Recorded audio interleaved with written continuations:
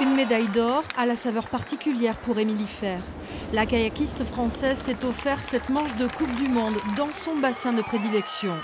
Paloise d'adoption, Émilie Fer a réussi un sans faute sur ce parcours très exigeant et a supplanté du même coup la championne du monde en titre, la franco-australienne Jessica Fox. Je savais qu'elle avait fait un bon temps, je connaissais le mien de première manche et je savais qu'il était améliorable aussi. Et les deux dernières concurrentes pouvaient aussi, elles, aller très vite.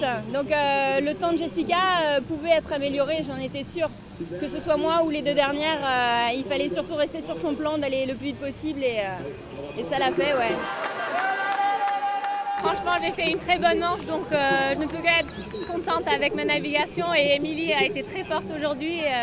Mais j'avais des très bonnes sensations et c'était un plaisir de naviguer là avec ce public qui était génial. Et on a vu beaucoup de monde ce week-end et c'était vraiment superbe, une superbe ambiance. Malheureusement, Émilie Fer était la seule Française en finale.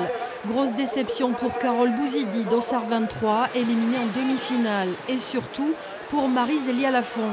L'Orthésienne a eu du mal au début du parcours et a accumulé 6 pénalités. Elle finit 11e à une petite place de la finale. Au départ, j'ai du mal à rentrer dans ma course, du coup je fais quelques erreurs, je touche la 2, la 3 et du coup 4 secondes. Et après, à la fin, je refais une petite touche et voilà. À la fin, j'étais bien dans ma navigation, j'ai eu un bon chrono, j'ai vraiment tout gagné à la fin et c'est un peu dommage. Ouais. Marie-Zélia devra encore travailler dans les prochaines semaines pour ne pas réitérer cette déception en septembre au championnat du monde à Londres.